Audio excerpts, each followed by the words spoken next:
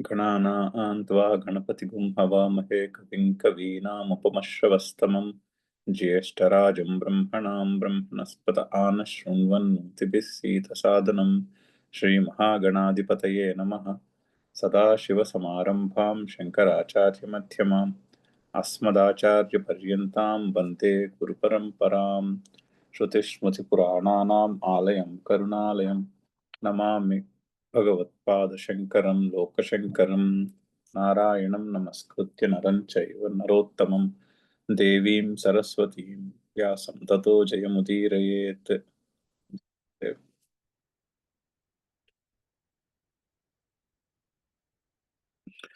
24 శ్లోకం చూస్తున్నాము.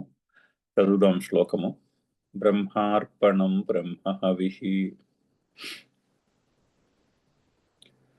బ్రహ్మాగ్నౌ బ్రహ్మణాహుతం బ్రహ్మైవ తేన గంతవ్యం బ్రహ్మకర్మ సమాధినా. సో అర్పణం బ్రహ్మ. అర్పణము అంటే హోమం చేసినప్పుడు, యజ్ఞం చేసినప్పుడు యజ్ఞములో హవిస్సు వేసేటటువంటి సాధనములు, సృక్కు స్రవము అంటాం, స్పూన్లా ఉంటాయి అవి. సో అవి బ్రహ్మ. హవిహి బ్రహ్మ.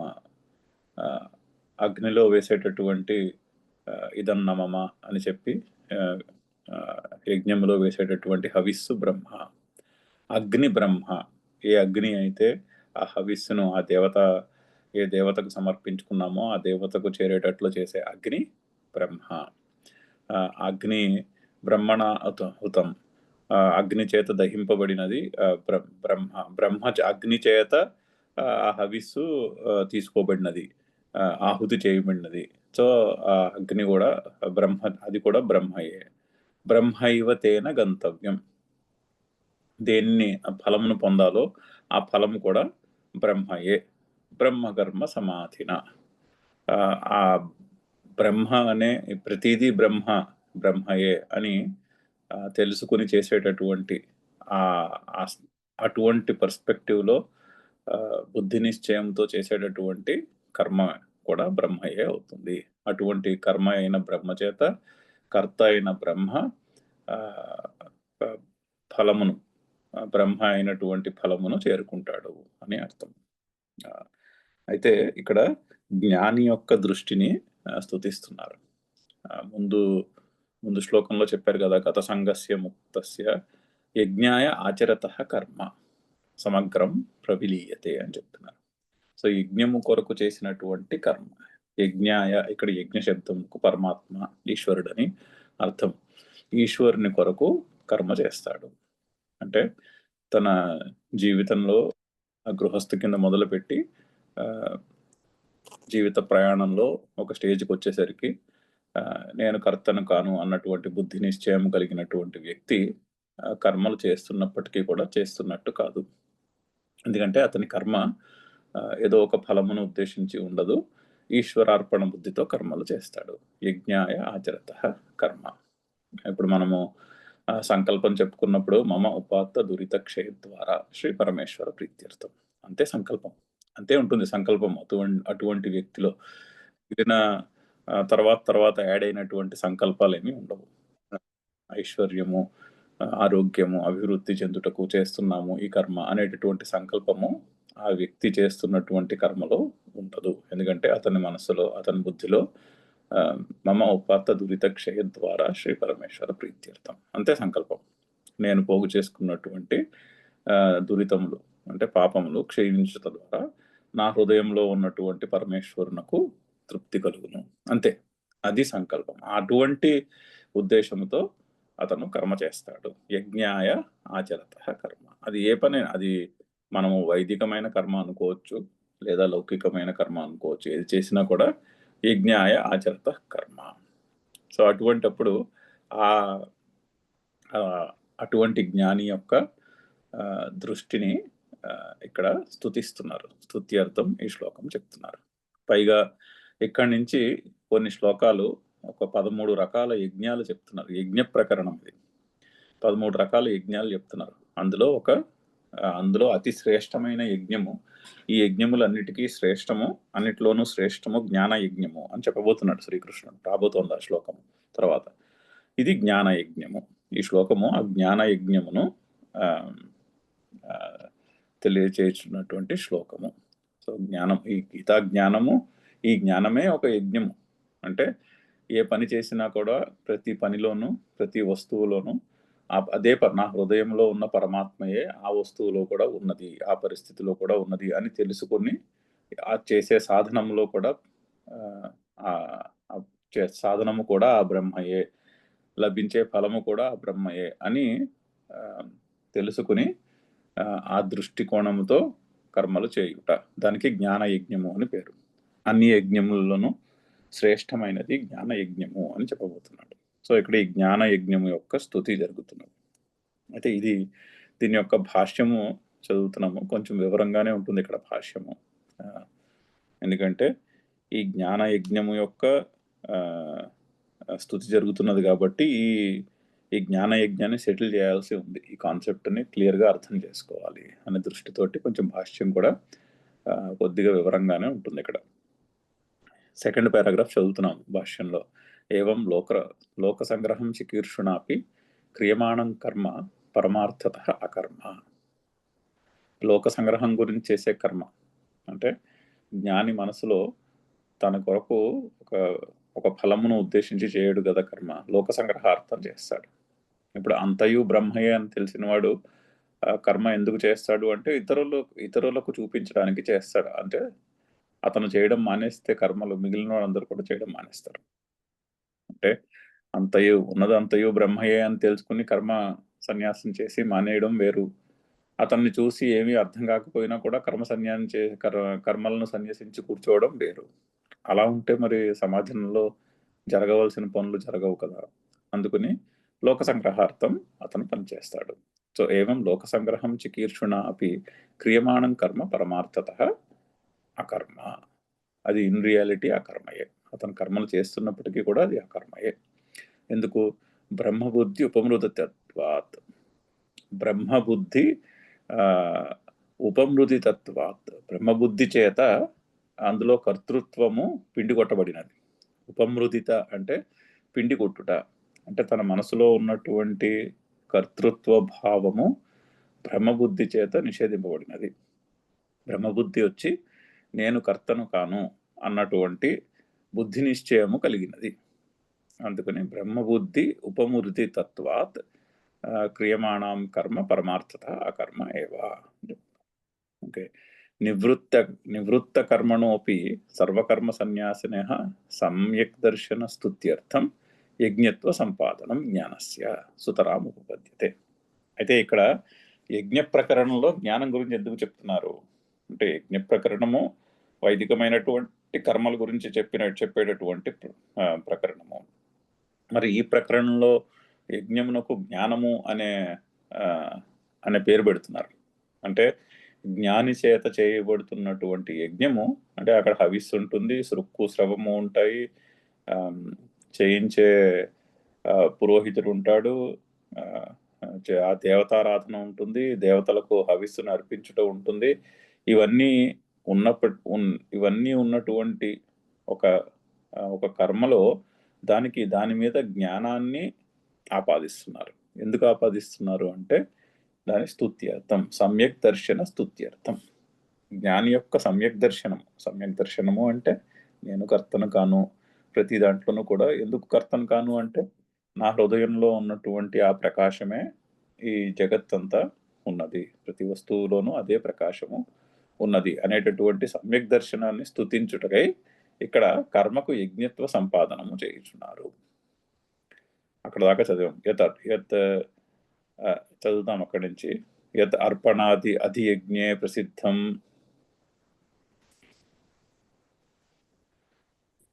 తత్ అస్య అధ్యాత్మం బ్రహ్మైవ.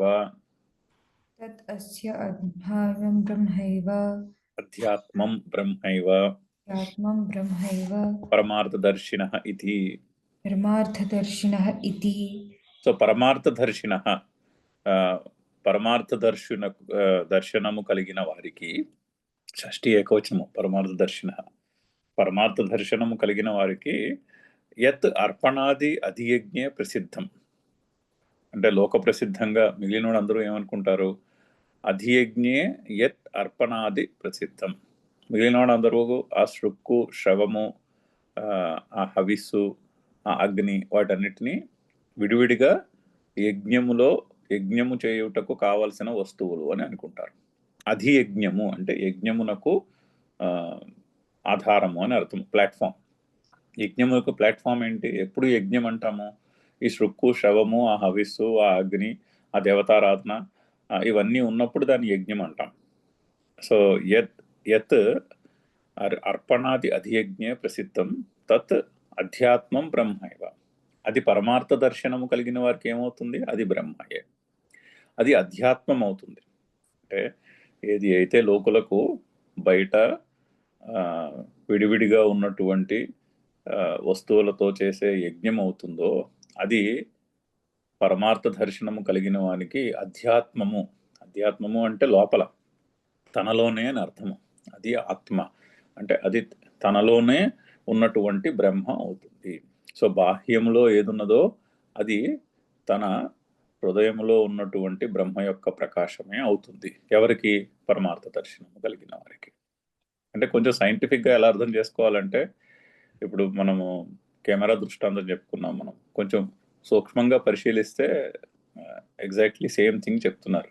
ఆ దృష్టాంతం కరెక్ట్గా సెట్ అవుతుంది. ఇప్పుడు కెమెరాలో నుంచి ఒక వ్యక్తినో ఒక సీనరీనో మనం ఫోటో తీస్తున్నాం అనుకోండి, కెమెరాలో ఆ వ్యక్తియో ఆ సీనరీ యొక్క కెమెరాలో వ్యక్తి కనిపించట్లేదు, వ్యక్తిని చూడట్లేదు, వ్యక్తి యొక్క రిఫ్లెక్షన్ని చూస్తున్నాం. కెమెరా యొక్క మీడియంలో ఉన్నటువంటి వ్యక్తి యొక్క రిఫ్లెక్షన్ని చూస్తున్నాం అక్కడ, అంతే కదా. కెమెరాలో ఉన్నటువంటి ఆ యూనిట్లో ఉన్నటువంటి లైట్లో బయట ఉన్నటువంటి వస్తువు యొక్క రిఫ్లెక్షన్ని కెమెరాలో చూస్తున్నాం. అయితే కెమెరాలో ఎలా కనిపిస్తుంది? ఇది వరకు కలర్ కెమెరా రాకముందు బ్లాక్ అండ్ వైట్ కెమెరాలో బయట సీనరీ కలర్ఫుల్గా ఉన్నా కూడా కెమెరాలో ఓన్లీ బ్లాక్ అండ్ వైటే కనిపించేది. ఎందుకు అంటే కెమెరా యొక్క ప్రాసెసింగ్ కేపబిలిటీ అంతే.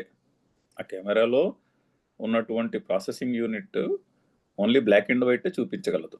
కాబట్టి బయట వస్తువు కలర్ఫుల్గా ఉన్న కెమెరాలో బ్లాక్ అండ్ వైటే కనిపిస్తుంది. సో ఇన్ రియాలిటీ కెమెరాలో చూస్తున్నది ఏమిటి? కెమెరాలో చూస్తున్నది బయట ఉన్నటువంటి దాని యొక్క రిఫ్లెక్షనే, కానీ బయట ఉన్నది కాదు.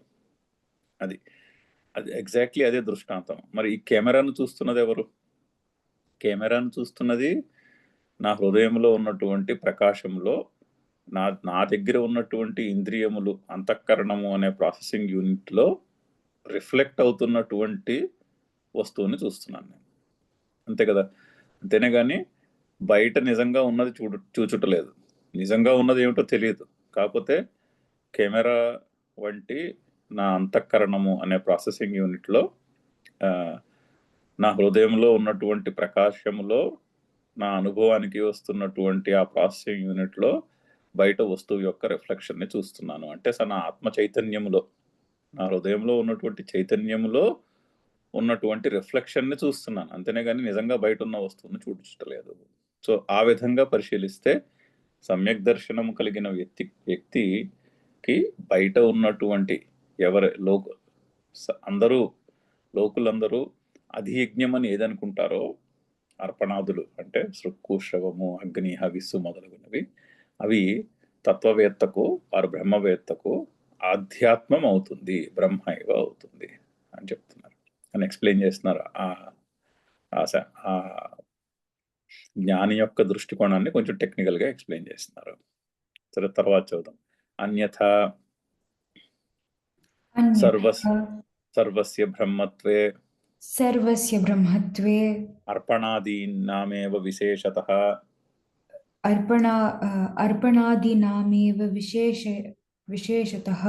బ్రహ్మత్వాభిధానం అనర్థకం స్యాత్. అలా చెప్పుకోకపోతే రివర్స్ లో అంతయు బ్రహ్మయే, సర్వం కల్విదం బ్రహ్మ, అందుకుని బ్రహ్మార్పణం అంటున్నారు కానీ అనడానికి లేదు. ఎందుకంటే సర్వము బ్రహ్మయే అని తెలిసినప్పుడు అర్పణాదులు ఒక్కటే బ్రహ్మ అని స్పెసిఫిక్ గా చెప్పవలసిన అవసరం ఏమున్నది? అంతయు బ్రహ్మయే అని తెలిసినప్పుడు ప్రతి వస్తువుని చూపెట్టిగో ఈ వస్తువు బ్రహ్మ, ఈ వస్తువు బ్రహ్మ, ఈ వస్తువు బ్రహ్మ అని చెప్పాల్సినటువంటి అలా చెప్తే అది రిడెండెంట్ ఇన్స్ట్రక్షన్ అవుతుంది. అప్పుడు అందులో కొత్తగా చెప్పేది ఏముంది? కొత్తగా చెప్పేదేం లేదు. అంతయు బ్రహ్మయే అని ఒక మాట చెప్పేసి ముందుకెళ్ళిపోతే అయిపోతుంది. అలా చెప్పట్లేదు కదా అని భగవానుడు ఏం చేస్తున్నాడు? ఇక్కడ యజ్ఞము అనే ఒక కర్మను తీసుకుని ఆ కర్మలో సమ్యక్ దర్శనాన్ని చూపిస్తున్నాడు. అంటే జ్ఞాని యొక్క దృష్టి ఆ కర్మ ఎడల ఎలా ఉంటుందో చూపిస్తూ ఆ జ్ఞాని యొక్క దృష్టిని స్తుతించుటకై ఆ కర్మయందు బ్రహ్మత్వమును ఆపాదిస్తున్నారు, జ్ఞానాన్ని ఆపాదిస్తున్నారు. అంతేనే కానీ జస్ట్ సర్వం కల్విదం బ్రహ్మ అని చెప్పేసి దాన్ని రిడెండెంట్ ఇన్స్ట్రక్షన్ కింద చెప్పట్లేదు అని కొంచెం టెక్నికల్ గా కొద్దిగా సూక్ష్మంగా దాన్ని క్లారిఫై చేస్తున్నారు. తస్మాత్ బ్రహ్మైవ ఇదం సర్వం ఇది జానాతః విదుషః బ్రహ్మైవ ఇదం సర్వం ఇది జానాతః విదుషః ఇది జానాతః విదుషః కర్మాభావః సర్వకర్మాభావః. సో ఇదం సర్వం బ్రహ్మ, ఇది అంతయు ప్రతిదీ కూడా బ్రహ్మయే అని తెలుసుకున్న వానికి కర్మాభావము, కర్మ యొక్క అభావము. అతను కర్మలు చేసినప్పటికీ కూడా అది అకర్మయే. ఎందుకు? కారక బుద్ధి భావాచ్చ కారక బుద్ధి భావాశ్చ కారక బుద్ధి అభావాచ్య అందుకని సంధి కలిపితే కారక బుద్ధి అభావాచ్చ. కారక బుద్ధి అభావాశ్చ. సో కారక బుద్ధి లేదు. కారక బుద్ధి అంటే కొంచెం గ్రామర్ చెప్తున్నారు. కారకము అంటే టూల్స్. అంటే ఏదైనా పని చేయాలంటే, ఏదైనా ఒక క్రియ జరగాలి అంటే, ఇప్పుడు రాముడు తన యొక్క ధనస్సు నుంచి విడిచినటువంటి బాణము చేత రావణుని చంపెను అని ఒక క్రియ ఉందనుకోండి. అందులో ఎన్ని ఆస్పెక్ట్స్ ఉన్నాయి చూడండి. ఎవరు చనిపోయారు? రావణుడు చనిపోయాడు. సో రావణుడు కర్మ అయింది. ఆ క్రియలో కర్మ అయింది అంటే ఆబ్జెక్ట్ ఆఫ్ ద వర్బ్ రావణుడు. చనిపోవుట క్రియ. ఆ చనిపోవుట అనే క్రియ జరిగింది అంటే అందులో ఇన్ని ఆస్పెక్ట్స్ ఉన్నాయి. రావణుడేమో కర్మ అంటాం గ్రామర్లో దాన్ని. గ్రామర్లో కర్మ అంటే ఆబ్జెక్ట్ ఆఫ్ ద వర్బ్ ఉంది. దెన్ యాక్టర్ ఉన్నాడు, కర్త ఉన్నాడు. రాముడు కర్త ఉన్నాడు. అతనిని చంపినటువంటి బాణం ఉంది, బాణము చేత చంపినాడు. అంటే దాన్ని ఏమంటారు? టూల్, కరణము ఉన్నది. ఓకే, ఎక్కడి నుంచి వెళ్ళింది బాణము? రాముడి యొక్క ధనస్సు నుండి వెళ్ళినది, విల్లు నుండి వెళ్ళినది. దాన్ని సంప్రదానము అంటాము. ఎక్కడి నుంచి వెళ్ళిందో అది ఉంది. ఎక్కడికి చేరుకుంది? రావణుని చేరుకుంది, అది ఉన్నది. ఎక్కడ జరిగినది? యుద్ధరంగంలో జరిగినది అని. వీటినన్నింటినీ కారకములు అంటారు గ్రామర్లో. వాటి నుండే విభక్తులు వస్తాయి. 6 కారకములు ఉంటాయి. సో ప్రథమ విభక్తి కర్త, తృతీయ విభక్తి కర్మ ఆ క్రియలో, ద్వితీయ విభక్తి, తృతీయ విభక్తి కరణము టూల్, చతుర్థి సంప్రదానము కొరకు, ఎక్కడి నుంచి వచ్చిందో అది, దేని కొరకు చంపాడో అది చతుర్థి, దేని నుండి వచ్చిందో అది పంచమి, అలాగే సప్తమి అధికరణము లోకస్. షష్ఠి విభక్తి తప్పించి మిగిలిన 6టిని కారకాలు అంటారు. షష్ఠి కూడా కర్తనే తెలుపుతున్నది. ప్రథమ షష్ఠి కర్తను తెలుపుతాయి. మిగిలిన కారకాలను చెప్తాయి. ఈ కారక బుద్ధి ఉంటుంది. ఇప్పుడు ఒక క్రియ చేస్తున్నాను, నేను ఒక కర్మను చేస్తున్నాను, నేను కర్తను అన్న భావం ఉంటే కారక బుద్ధి ఉంటుంది. అంటే అంతే కదా. ఇప్పుడు నేను ఒక పాఠం చదవాలి అంటే నేను ఉండాలి, ఆ పుస్తకం విడిగా ఉండాలి, ఆ జ్ఞానం విడిగా ఉండాలి, ఆడ కూర్చుని చదవాలి.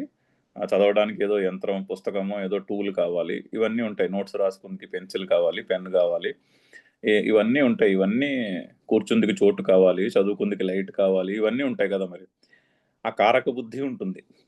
కారక బుద్ధి జ్ఞానికి ఉండదు. అంటే ఇవన్నీ కారకములు వేరు వేరు అనే భేద బుద్ధి ఉండదు. ఆ భేద బుద్ధి ఉండదు కదా అంటున్నారు. కారక బుద్ధి అభావాచ్య. అయితే దీనికి కొంత పూర్వపక్షం, అంటే ఒక నెగిటివ్ పాయింట్ చెప్పి దాన్ని ఖండిస్తారు. నహి కారక బుద్ధిరహితం నహి కారకబుద్ధిరహితం యజ్ఞాఖ్యం కర్మ దృష్టం. యజ్ఞాఖ్యం కర్మ దృష్టం. సో కారక బుద్ధి లేకుండా యజ్ఞము అనే పేరు కలిగినటువంటి కర్మ ఉండదు కదా అని నెగిటివ్ క్వశ్చన్ నట్టు వేస్తున్నారు. కరెక్టే కదా. కారక బుద్ధి లేకుండా ఈ కరణములు కర్త కరణము ఇవన్నీ లేకుండా యజ్ఞమును అనే కర్మ జరగదు కదా. సర్వమేవ అగ్నిహోత్రాదికం కర్మ సర్వ ఏవ అగ్నిహోత్రాదికం కర్మ శబ్ద సమర్పిత దేవతా విశేష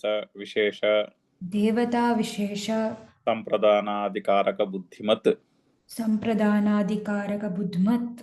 సో సర్వం కర్మ అంటే అగ్నిహోత్రాధికం కర్మలన్నీ కూడా వాటిలో ఏముండాలి? కర్మ ఉండాలి అంటే ఈ భేద బుద్ధి ఉండాలి. దాన్నే ఆ పెద్ద సమస్త పదంతో ఎక్స్ప్లెయిన్ చేస్తున్నారు. ఎటువంటి భేదాలు ఉన్నాయి? శబ్ద సమర్పిత దేవతా విశేష సంప్రదానాధికారక బుద్ధిమత్ అంటే ఒక దేవతా విశేషం ఉండాలి, ఒక శబ్దము చేత అంటే ఒక మంత్రము చేత సమర్పిస్తున్నటువంటి హవిస్సు ఉండాలి, సంప్రదానము మొదలగు కారకములు ఉండాలి. 6 కారకాలు చెప్పుకున్నాం కదా, 6 కారకాలు ఉండాలి. ఈ కారకములన్నిటితోని కూడుకున్నటువంటి అది శబ్ద సమర్పిత దేవతా విశేష సంప్రదానాధిక కారక బుద్ధిమత్. ఇంకా ఏముండాలి? కర్తృభిమాన ఫలాభిసంధిమత్.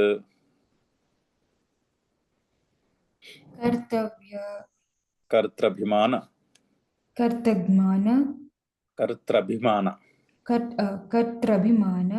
ఫలాభిసంధిమత్.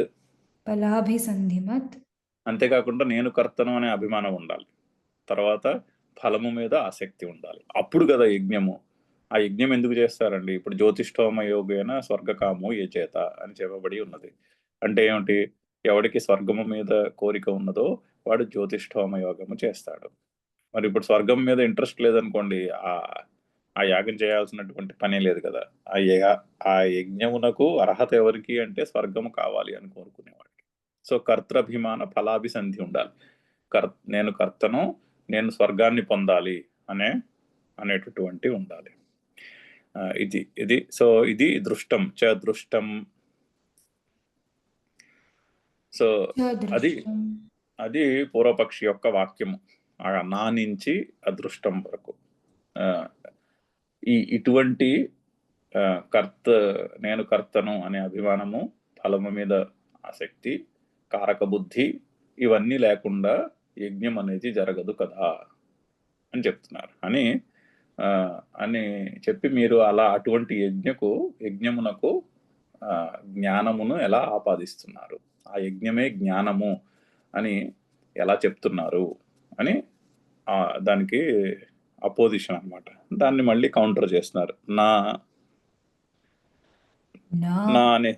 అనేది సింపుల్ గా నో అని చెప్తున్నారు. అంటే అటువంటి పర్స్పెక్టివ్ తప్పు. ఎవరి దృష్టిలో తప్పు? బ్రహ్మవేత్త దృష్టిలో ఆ పర్స్పెక్టివ్ తప్పు. ఎందుకు ఎక్స్ప్లెయిన్ చేస్తున్నారు. ఉపమృదిత క్రియాకారక ఫల భేద బుద్ధిమత్. ఎందుకంటే జ్ఞాని దృష్టిలో క్రియాకారక ఫల భేద దృష్టి ఉపమృదితమైనది. అంటే ఆ భేద బుద్ధి జ్ఞాని దృష్టిలో పిండి కొట్టబడినది. నా హృదయంలో ఉన్నటువంటి స్వరూపమైనటువంటి ప్రకాశమే ఈ కనిపించే జగత్తులో ఉన్న వస్తువులన్నీ కూడా అని ఆ ప్రకాశము యొక్క మాడిఫికేషనే కనిపిస్తున్నటువంటి వస్తువులు అనేటటువంటి జ్ఞానము చేత ఇవన్నీ సెపరేట్ వస్తువులు అనే భేద బుద్ధి ఉపమృదితమైనది. అంటే పిండి కొట్టబడినది. ఇందాక మనం కెమెరా దృష్టాంతంలో చెప్పుకుంటున్నట్టు బయట కనిపించే వస్తువు యొక్క రిఫ్లెక్షనే ఇక్కడ నాకు నా చైతన్యంలో కనిపిస్తున్నది. కానీ నా చైతన్యం యొక్క మాడిఫికేషన్ నా చైతన్యంలో కనిపిస్తుందంటే నా చైతన్యం యొక్క మాడిఫికేషనే కానీ అది in reality it is not a separate entity అనేటటువంటి జ్ఞానము చేత ఆ భేద దృష్టి ఉపమృదితమైనది. అది అలా అయ్యి ఏం జరిగింది? కర్తృత్వాభిమాన ఫలాభిసంధిరహితం వా. కర్తృత్వాభిమానఫలాభిసంధి రహితం. సంధిరహితం వా. సో ఫలము మీద ఆసక్తి లేదు, కర్తృత్వం అనే అభిమానము కూడా లేదు. ఎందుకు? సమ్యక్ దర్శనము వల్ల. ఆ సమ్యక్ దర్శనము యొక్క స్తుతి కొరకై ఈ వాక్యములు చెప్పబడుతున్నవి అని చెప్తున్నారు. నెక్స్ట్ దాన్ని ఎక్స్ప్లెయిన్ చేస్తున్నారు. ఇదంతు బ్రహ్మబుద్ధి ఉపమృదిత అర్పణాధికారక క్రియాఫల భేద బుద్ధి. సో ఇదంతు ఆన్ ది అదర్ హ్యాండ్, ఇది జ్ఞాని యొక్క దృష్టి ఎలా ఉన్నది? బ్రహ్మబుద్ధి ఉపమృదిత అర్పణాది కారక క్రియాఫల భేద బుద్ధి. అటువంటి కర్మ, అక్కడ కర్మ, సో ఆ కర్మకి అంత పెద్ద విశేషణం. జ్ఞాని చేస్తున్న కర్మకి ఆ పెద్ద సమస్త పదము విశేషణము. బ్రహ్మబుద్ధి ఉపమృదిత అర్పణాది కారక క్రియా ఫలభేద బుద్ధి. బ్రహ్మబుద్ధి చేత పిండి కొట్టబడింది, అంటే ఉపమృదిత అంటే నిషేధింపబడినటువంటి అర్పణాది కారక క్రియా ఫలభేద బుద్ధి. ఇది అర్పణము, ఇది హవిస్సు, ఇది అగ్ని అనేటటువంటి భేదములో అతను అంతయు కూడా ఆ బ్రహ్మనే అతన హృదయంలో ఉన్నటువంటి చైతన్యము యొక్క వివర్తము అంటే మాడిఫికేషన్నే చూస్తున్నాడు, కానీ అది ఒక సెపరేట్ వస్తువు అని చూడట్లేదు. అతః అకర్మైవ తత్, అందుకని అది అకర్మయే. అతడు కర్మ చేయుచున్నప్పటికీ కూడా అది అకర్మయే. తథాచ దర్శితం, అందుకనే ఈ శ్లోకాలన్నీ చెప్తూ ఉంటాడు శ్రీకృష్ణుడు. మధ్య మధ్యలో ఈ శ్లోకాలు వస్తూ ఉంటాయి. ఎటువంటి శ్లోకాలు వస్తున్నాయి ఇప్పటిదాకా? ఇవన్నీ ఈ శ్లోకాలు వచ్చాయి. ఎటువంటివి? కర్మణ్య కర్మ యః పశ్యేత్, కర్మణ్యభిప్రవృత్తోపి నైవ కించిత్ కరోతి సహ. ఆల్రెడీ ఈ రెండు వచ్చాయి, చూసాం మనము. ఈ చాప్టర్ లోనే వచ్చాయి రెండు కూడా. కర్మణి అకర్మ యః పశ్యేత్, అలాగే అభిప్రవృత్త అపి నైవ కించిత్ కరోతి సహ. కర్మలు చేయుచున్నప్పటికీ కూడా అతను చేయుటలేదు. ఇంకా ఏం రాబోతున్నాయి ముందు ముందు? గుణాగుణేషు వర్తంతే, గుణములు గుణములతో వ్యవహారము చేయుచున్నాయి అని ముందు రాబోతోంది. 6వ చాప్టర్లో వస్తుంది అది మనకి. అంటే ఒక కర్మ జరిగినప్పుడు, నేను ఒక కర్మ చేస్తుంటే ఆ బయట ఉన్న వస్తువు పంచమహాభూతములతో చేయబడినది, అంటే త్రిగుణాత్మకము. అది సత్వరజస్తమో గుణముల యొక్క కాంబినేషన్తో, పంచమహాభూతముల యొక్క కాంబినేషన్తో చేయబడినటువంటి వస్తువు. అంటే ఆ సృక్కు, శ్రవము, అగ్ని, ఆ హవిస్సులో అవే పంచమహాభూతములు ఉన్నాయి. ఇక్కడ నా శరీరంలో, ఆ కర్మను చేయుచున్నటువంటి ఈ శరీరంలో ఇక్కడ కూడా అవే పంచమహాభూతములు, అవే సత్వరజస్తమో గుణములు ఉన్నాయి. కాంబినేషన్ వేరు. సత్వరజస్తమో గుణము యొక్క కాంబినేషన్ ఇక్కడ వేరున్నది, అక్కడ కొంచెం వేరున్నది. పంచమహాభూతముల యొక్క కాంబినేషన్ ఇక్కడ కొద్దిగా వేరున్నది, అక్కడ కూడా కొద్దిగా వేరున్నది. కానీ నెట్ ఏమిటి? ఇది కూడా కర్మ చేయుచున్నటువంటి ఈ శరీరము, మనసు, బుద్ధి, అహంకారము, ఇవి కూడా సత్వరజస్తమో గుణముల యొక్క కాంబినేషనే. కర్మలో ఉన్నటువంటి వస్తువులు, ఫలము, కారకములు అవన్నీ కూడా సత్వరజస్తమో గుణముల యొక్క కాంబినేషన్లే. సో ఇక్కడ ఉన్న గుణములు అక్కడ ఉన్న గుణములతో వ్యవహరిస్తున్నాయి. ఇక్కడ ఉన్న గుణములకి అక్కడ ఉన్న గుణములకి ట్రాన్సాక్షన్ జరుగుతున్నది. అంతేనే కానీ నేను కర్తను కాను అని చెప్పబోతున్నాడు ముందు శ్రీకృష్ణుడు. గుణేషు వర్తంతే అని రాబోతోంది. ఇంకా ఏం రాబోతోంది? నైవ కించిత్ కరోమీతి, యుక్తో మన్యేత తత్వవిత్. సో యుక్తుడు తత్వవిత్తు అయిన వ్యక్తి, యోగి, తత్వవిత్తు, తత్వమును తెలుసుకున్నవాడు ఎలా అనుకుంటాడు మనసులో? నైవ కించిత్ కరోమి ఇది, నేనేమి చేయుటలేదు, నేను కర్తను కాను అని అనుకుంటాడు. ఇత్యాదిభిః, ఈ శ్లోకాలు కూడా రాబోతున్నాయి. ఆల్రెడీ కొన్ని వచ్చాయి, ఇంకా కొన్ని రాబోతూ ఉన్నాయి. తథాచ దర్శయన్ తత్ర తత్ర తత్ర క్రియాకారక ఫలభేది బుద్ధ్యుపమర్థనం క్రియాకారక ఫలభేద బుద్ధ్యుపమర్దనం బుద్ధ్యుపమర్థనం కరోతి. కరోతి. అందుకని భగవానుడు ఏం చేస్తూ ఉంటాడు, మధ్య మధ్యలో మనకి ఈ విషయాన్ని గుర్తు చేస్తూ ఉంటాడు ఈ శ్లోకాల్లో. ఎలా గుర్తు చేస్తాడు? క్రియా కారక ఫల భేద బుద్ధి ఉపమర్దనం కరోతి. అక్కడక్కడ ఈ శ్లోకాలు చెప్తూ ఈ సమ్యక్ దర్శనం యొక్క స్తుతి కొరకై ఇటువంటి వాక్యాలు చెప్తూ ఈ వాక్యాలలో క్రియాకారక ఫలభేద బుద్ధి ఏదైతే ఉన్నదో ఆ భేద బుద్ధిని ఉపమర్దనం చేస్తూ ఉంటాడు. ఆ భేద బుద్ధి యొక్క ఉపమర్దనం చేస్తూ ఉంటాడు. ఆ భేద బుద్ధిని ఎక్కడికక్కడ నిషేధిస్తూ ఉంటాడు. ఇలాంటి శ్లోకాలు వస్తూ ఉంటాయి అని చెప్తున్నారు. అది ఆ శ్లోకాలన్నింటిలోనూ ఆ సమ్యక్ దర్శనాన్ని స్తుతించి మనకి ఆ సమ్యక్ దర్శనం మీద ఒక ఇంట్రెస్ట్ ని కలుగజేయుట అనేటటువంటి అభిప్రాయంతో శ్రీకృష్ణుడు అక్కడక్కడ ఈ ఇటువంటి శ్లోకాలు చెప్పి ఆ భేద బుద్ధిని నిషేధిస్తూ ఉంటాడు. దృష్టాచ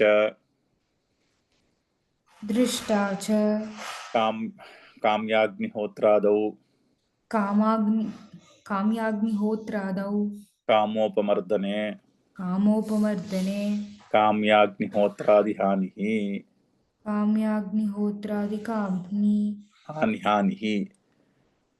అంటే ఇది లోకంలో మనకి కనిపిస్తూనే ఉంటుంది. ఒక కర్మ ఉందనుకోండి, ఒక కర్మ మనము లౌకికులు చేస్తారు, అదే కర్మని జ్ఞాని కూడా చేస్తారు. ఇప్పుడు గురుదేవులు ఉన్నారనుకోండి, గురుదేవులు కూడా రుద్రాభిషేకం చేస్తారు అక్కడ కూర్చుని.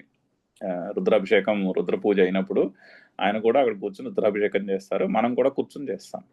మనము అదే రుద్రాభిషేకం అనే కర్మను చేస్తున్నాము, ఆయన కూడా రుద్రాభిషేకం అనే కర్మను చేస్తున్నాడు. కానీ ఇద్దరి యొక్క దృష్టికోణంలో చాలా తేడా ఉంటుంది. ఆయన దృష్టిలో ఆయన హృదయంలో ఉన్న పరమాత్మయే అక్కడ ఎదురుకుండా శివలింగ రూపంలో ఉన్నాడని భావించి, అంటే భావించడమే కాదు, ఆ క్లియర్ అండర్స్టాండింగ్తో ఆ రుద్రాభిషేకమును చేసే జలం అయి ఉండొచ్చు, పాలు అయి ఉండొచ్చు, అవన్నీ కూడా బ్రహ్మయే అనేటటువంటి అండర్స్టాండింగ్తో, ఇందులోంచి నేను పొందవలసినటువంటి పుణ్యము గాని ఫలము గాని ఏమీ లేదు, నేను కర్తను కాను అనేటటువంటి అండర్స్టాండింగ్తో ఆయన అక్కడ కూర్చుని రుద్రాభిషేకం చేస్తాడు లోక సంగ్రహార్థం. మనం చేసే రుద్రాభిషేకం ఎలా ఉంటుంది? ఈ రుద్రాభిషేకం నుంచి నేను ఏదో పుణ్యాన్నో ఏదో సంపాదించుకోవాలి అనేటటువంటి ఉద్దేశంతో చేస్తాం. కర్మ అదే, కానీ రెండింటికి తేడా ఉంటుంది. ఆ తేడా మనం చూస్తూనే ఉంటున్నాం కదా సమాజంలో అంటున్నారు. జ్ఞాని యొక్క పర్స్పెక్టివ్కి లౌకికుని యొక్క పర్స్పెక్టివ్కి డిఫరెన్స్ కనిపిస్తూనే ఉన్నది కదా అని పాయింట్అవుట్ చేస్తున్నారు. సో కామ్యాగ్నిహోత్రాదౌ కామోపమర్దనే. ఈ కామ్యకర్మలో అగ్నిహోత్రము మొదలగునటువంటి కామ్యకర్మలో కామమును తీసేసామనుకోండి, ఇప్పుడు మనము ఇప్పుడు పూజ చేయొచ్చు. పూజ చేసినప్పుడు సంకల్పము పురోహితుడు చెప్పినట్టు పొడుగాటి సంకల్పం చెప్పుకోవచ్చు. ఏంటంటే ఐశ్వర్యము, ఆరోగ్యము, సంపదలు అభివృద్ధి చెందడానికి, నేను నా కుటుంబము మేమందరం ఆనందంగా ఉండడానికి, సకల దోషములు నివృత్తి కలగడానికి, చతుర్విధ ఫల పురుషార్థము సిద్ధించడానికి అని పెద్ద సంకల్పం పెట్టుకుని చేయొచ్చు పూజ. అలాగూ చేయొచ్చు. లేదా జస్ట్ సింపుల్గా మమ ఉపాత్త దురిత క్షయ ద్వారా శ్రీ పరమేశ్వర ప్రీత్యర్థం అక్కడతో ఆపేసి చేయొచ్చు. అదే పూజని జస్ట్ ఓన్లీ ఆలైనే, మిగిలిన సంకల్పంతో పని లేదు అసలు. మిగిలిన సంకల్పాన్ని తీసేసి అక్కడ దాకానే చెప్పుకుని చేయొచ్చు. నిజంగా అదే ఆ పూజలో ఉన్నటువంటి పరమార్థము అంతే. మమ ఉపాత్త దురితక్షయ ద్వారా శ్రీ పరమేశ్వర ప్రీత్యర్థం అనే అక్కడతో ఆగిపోయి అప్పుడు కూడా అదే పూజ చేసుకోవచ్చు. సో రెండిటికి తేడా ఏంటి? ముందు చేసిన పూజలో కోరిక ఉన్నది, అది కామ్యాగ్ని అవుతుంది, కామ్యాగ్నిహోత్రాదౌ. కానీ రెండో మమ ఉపాత్త దురితక్షయ ద్వారా శ్రీ పరమేశ్వర ప్రీత్యర్థం అక్కడతో ఆపేసామనుకోండి, అందులో కామన లేదు. కామ ఉపమర్దనే కామ్యాగ్నిహోత్రాది హాని. ఇంకా అది కామ్యకర్మ అవ్వదు, అది కర్తవ్యకర్మ అయిపోతుంది. ఎప్పుడైతే అక్కడతో మమోపాత్త దురితక్షయ ద్వారా శ్రీ పరమేశ్వర ప్రీత్యర్థం అక్కడతో సంకల్పం ఆగిపోయిన రోజునే అది కర్తవ్యకర్మ అవుతుంది. ఆ సంకల్పము అక్కడి నుంచి పొడిగించి ఆ మిగిలిన సంకల్పం అంతా చెప్పిన రోజుని అది కామ్యకర్మ అవుతుంది. ఈ తేడా చూస్తూనే ఉన్నాం కదా అని చెప్తున్నా పాయింట్అవుట్ చేస్తున్నారు. మనం ఇప్పుడు విష్ణు సహస్రనామం చదివినప్పుడు కూడా అంతే. విష్ణు సహస్రనామం చదువుకుని ఆ 1000 పేర్లు చెప్పుకుని అందులో కొన్నిటికి అర్థాలు తెలుసుకుని చక్కగా ఆ అర్థముల యొక్క స్ఫురణతో విష్ణు సహస్రనామం చదువుకోవడం చాలా బాగుంటుంది. అది ఒక పద్ధతి. అలాగే లౌకికులందరూ చదివినట్టుగా విష్ణు సహస్రనామం చదివి తర్వాత 2 పేజీలు ఫలస్తుతి ఉంటుంది. ఆ ఫలస్తుతితో పాటు చదువుకోవడం. ఫలస్తుతితో పాటు చదివితే అది కామ్యకర్మ అయింది. ఒక కోరికను దృష్టిలో పెట్టుకుని ఒక ఫలాన్ని ఆశించి చదవడం అయింది. అది ఒక పద్ధతి. లేదా ఫలస్తుతిని పక్కన పెట్టి, ఫలస్తుతి చదువుకోకర్లేదు, ఫలస్తుతి పక్కన పెట్టి ఆ 1000 నామాలకి దృష్టి, అసలు ఈ నామాలు ఏమిటి, ఇందులో చెప్పదలుచుకున్నటువంటి కన్వే చేయదలుచుకున్నటువంటి మెసేజ్ ఏంటి అని పరిశీలిస్తూ నామాలను చదువుకోవచ్చు. రెండిటికి తేడా ఉంది, ఇది కనిపిస్తూనే ఉన్నది. అన్నిటికీ వర్తిస్తుంది. శ్రీ సూక్తం చదువుకున్నాం అనుకోండి, 15 రుక్కులు శ్రీ సూక్తం ఉన్నది. ఆ 15 రుక్కులు శ్రీ సూక్తం తర్వాత మళ్ళీ చాలా ఈక్వలెంట్ పోర్షన్ ఫలస్తుతి ఉంటుంది. సో ఫలస్తుతితో కలిపి నేర్చుకోవచ్చు శ్రీ సూక్తం. లేదా ఫలస్తుతిని పక్కన పెట్టి ఓన్లీ 15 రుక్కులే శ్రీ సూక్తం నేర్చుకోవచ్చు. చక్కగా 15 సూక్తులు నేర్చుకుని 15 రుక్కులు నేర్చుకుని ఆ 15 రుక్కుల్లో ఉన్నటువంటి విషయం ఏమిటి, ఏమి చెప్పదలుచుకుంటున్నది ఈ సూక్తము అని సూక్తాన్ని పరిశీలించి ఆ 15 రుక్కులు నేర్చుకోవచ్చు ఫలస్తుతిని ఇగ్నోర్ చేసి. సో రెండిటికి తేడా ఉన్నది. ఆ తేడా మనకి కనిపిస్తూనే ఉన్నది కదా అంటున్నారు. తథా మతిపూర్వక అమతిపూర్వకాదీనాం तथा मतिपूर्वक अमतिपूर्वक आदीनां కర్మణాం कर्मणां కార్యవిశేషస్య कार्यविशेषश्च ఆరంభకత్వం आरम्भकत्वं దృష్టం. दृष्टम्। సో ఇది చూస్తూనే ఉన్నాం కదా, అంటే కారక బుద్ధి ఉండి పనులు చేయుట, కారక బుద్ధి లేకుండా పనులు చేయుట అనేటటువంటి డిఫరెన్స్ ఇది. మతిపూర్వకము అమతిపూర్వకము అంటే కారక బుద్ధి, కారకము ఫలము భేదము అనే భేద బుద్ధితో పని చేయుట, కారకము ఫలము అనే భేదము లేకుండా పని చేయుట అనేటటువంటి చూస్తున్నాము. తథా ఇహాపి బ్రహ్మబుద్ధి ఉపమర్దిత అర్పణాది కారక క్రియా ఫలభేద బుద్ధే ब्रह्मबुद्धि ఉపమర్దిత అర్పణాది కారక క్రియా ఫలభేద బుద్ధే कारकक्रियाफलभेदबुद्धेः బాహ్యచేష్టామాత్రేణ కర్మ అపి बाह्यचेष्टामात्रेण अपि విదుషః అకర్మ సంపద్యతే. విదుషః అకర్మ సంపద్యతే. సో ఈ విధముగా బాహ్యముగా విడివిడిగా కారకములు ఉండేటటువంటి ఒక కర్మను చేస్తున్నప్పటికీ కూడా ఆ భేద బుద్ధి, మనసులో ఉన్నటువంటి భేద బుద్ధి పిండి కొట్టబడుట చేత అది అజ్ఞాని ఆ కర్మను చేస్తున్నప్పటికీ కూడా అది అకర్మయే అని చెప్తున్నారు. అతః ఉక్తం సమగ్రం ప్రవిలీయతే ఇది. అందుకనే సమగ్రము విలీనం అయిపోతుంది అని చెప్తున్నారు. ఎప్పుడైతే భేద బుద్ధి పోయినదో బుద్ధిలో, అప్పుడు నేను కర్తను, ఇది కర్మ, అది ఫలము, నేను ఆ ఫలమును పొందాలి అనేటటువంటి ఈ డిఫరెన్సెస్ అన్నీ కూడా ఆ బ్రహ్మ బుద్ధిలో విలీనం అయిపోతాయి. అందుకని సమగ్రం ప్రవిలీయతే అని ముందు శ్లోకంలో ఆల్రెడీ చెప్పి ఉన్నారు అని చెప్తున్నారు. చదువుదాం ఒకసారి శ్లోకం చదివి రేపు ఈ భాష్యాన్ని కంక్లూడ్ చేద్దాం. అంటే గురువారం నాడు ఈ భాష్యాన్ని కంక్లూడ్ చేద్దాం. బ్రహ్మార్పణం బ్రహ్మహవిః బ్రహ్మాగ్నౌ బ్రహ్మణాహుతం బ్రహ్మైవ తేన గంతవ్యం బ్రహ్మకర్మ సమాధినా. సో ఇది జ్ఞాన యజ్ఞమును చెప్పే శ్లోకము. ఇక్కడ నుంచి ఒక 13 రకాల యజ్ఞాలు చెప్పి ఆ యజ్ఞములన్నిటిలోనూ శ్రేష్టమైనది ఈ జ్ఞాన యజ్ఞము అని చెప్పడానికి ఆరంభించినటువంటి శ్లోకము. గురువారం నాడు కంటిన్యూ చేద్దాం. ఓం పూర్ణమదః పూర్ణమిదం పూర్ణాత్ పూర్ణముదచ్యతే పూర్ణస్య పూర్ణమేవావశిష్యతే. ఓం శాంతి శాంతి శాంతి. హరి ఓం.